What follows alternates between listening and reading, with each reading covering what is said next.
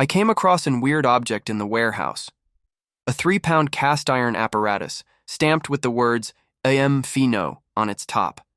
The item features brass pipes and valves extending from one side, leading into a metal pipe that has small holes punctuated along its length. The piece is compact but robust, measuring roughly 10 inches long, 5 inches wide, and 3.5 inches in height. Anyone know what this is? It's old gas curling iron burners. I found this curious item in my mother's garage, but no one seems to know what it is or what it contains. It's a rubber bulb with a nozzle, and inside there's a fine white powder, completely odorless.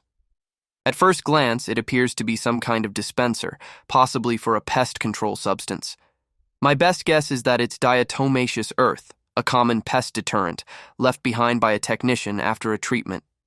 The rubber bulb could be used to puff the powder into cracks or crevices, effectively targeting insects. However, I'm not entirely sure. The lack of scent and the powder's texture make me wonder if there's a simple way to confirm if it's truly diatomaceous earth. Is there a way to test its composition or any telltale signs I could look for? Any ideas? It's called a bulb duster, commonly used in pest control. This device is likely filled with a pesticide, such as deltamethrin or cypermethrin, both of which are highly effective but not safe for health. While these chemicals are excellent at killing pests, they are also hydrophobic, meaning they don't dissolve easily in water, and can be very difficult to clean up. Given the potential risks, I'm not going to open it. Instead, I'll reach out to a local pest control company to properly dispose of it, ensuring it's handled safely and responsibly. My friend recently purchased a house that came with a mysterious glass structure in the backyard. The previous owner seemed just as puzzled, having no idea what its original purpose was. This peculiar structure is made entirely of glass, with some ventilation openings at the top. Interestingly, the doors are fully functional and can be opened with ease. At first glance, my immediate thought was that it might have been an animal enclosure of some kind, possibly for birds or small pets. Any idea what it could be? Mini greenhouse. You just put in some shelves and use it to start off your seedlings in a frost-free environment. Later on, you should be able to pop a couple of tomato plants in there. That would be the world's worst greenhouse. With little ventilation, everything would fry the instant the sun hits it. The item was found in the middle of a disc golf course in Colorado, not far from a parking lot. At first glance, it appears to be a glass jar with several feet of tubing, about 3 to 4 feet, attached to it, along with a toothbrush taped to the side. Strangely, the jar itself is completely empty. Given its unusual design, my initial thought was that it might be some kind of homemade water pipe, but its complexity suggests it could be more than that. The long tubing, combined with the seemingly random addition of a toothbrush, makes it feel like it could be part of an improvised experiment or an unusual DIY contraption. Any ideas what this thing is? This is a device for collecting ants, or any small bugs. You suck on the end that is just barely inside the lid, and use the tube that goes to the bottom of the jar to suck up the critters. Some kid lost this while trying to get ants for his ant farm. The toothbrush is just there to hold the tube upright and keep it from kinking. Behind our shed stands a large glass jug, roughly 5 gallons in size, filled with an orange liquid and containing several copper rods. This mysterious object has been there for more than 50 years, untouched and enduring the passage of time. What's particularly intriguing is that the liquid inside never freezes, no matter how harsh the winters get. The jug remains remarkably intact despite decades of exposure to the elements. Its orange contents look unchanged, though we can't be sure if the liquid level has shifted over the years. Any idea what it could be? It's an electrolytic battery.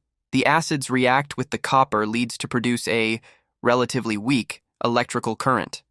In 1866, Georges Leclanche invented a battery that consisted of a zinc anode and a manganese dioxide cathode, wrapped in a porous material, dipped in a jar of ammonium chloride solution. The manganese dioxide cathode had a little carbon mixed into it as well, which improved conductivity and absorption. It provided a voltage of 1.4 volts. This cell achieved very quick success in telegraphy, signaling, and electric bell work. These jars were once used in series to power old farmhouses, providing light for a few hours each evening. A farmer shared with me that his family's farmhouse had 30 of these jars neatly arranged on shelves. When activated in the evening, they could supply light for nearly 2 hours. The next day, the system was recharged using a generator powered by the tractor's power takeoff. This ingenious setup exemplified the resourcefulness of rural life in the past, turning limited technology into a practical solution for daily needs. While going through some old belongings in our home, we came across a fascinating discovery: a long, round metal tube painted in army green. The device has 2 optics you can look through, and when peering inside, you can see numbers displayed. It's equipped with multiple turning knobs, which seem to control various functions. For instance, one knob allows you to turn on and off the visibility through the optics, while others appear to adjust the device in different ways.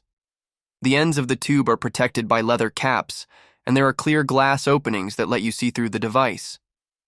Curious about its purpose, I tried using Google Lens to identify it.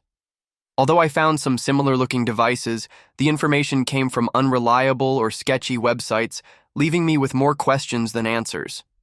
Any ideas what this thing is? It's a rangefinder. The lenses at the end would be moved using the knob to align, focus the image in the viewer. When the image is aligned and clear, you know the range from lens angles and the distance between the left and right lens. This is likely the numbers in the viewer.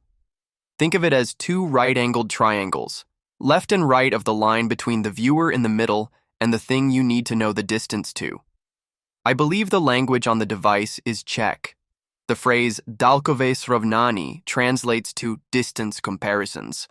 Another line, vzdálenost latě 1640 cm, srovnání na lat s měřící znackou na 23,5 hektometru, seems to refer to distances being calibrated to a measuring mark at 23.5 hectometers.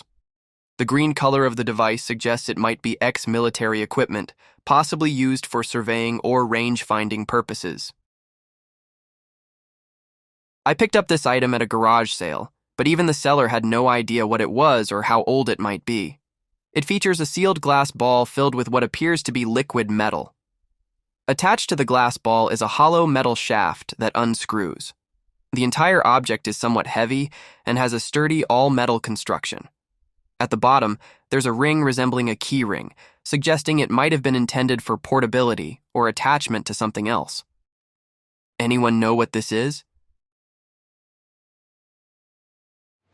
That is a scale buoy. It's a pretty rare Quack medical device. The idea is that you swirl it around in your bathwater to make it magical. You know, that whole water has memory of things it touched bag of nonsense.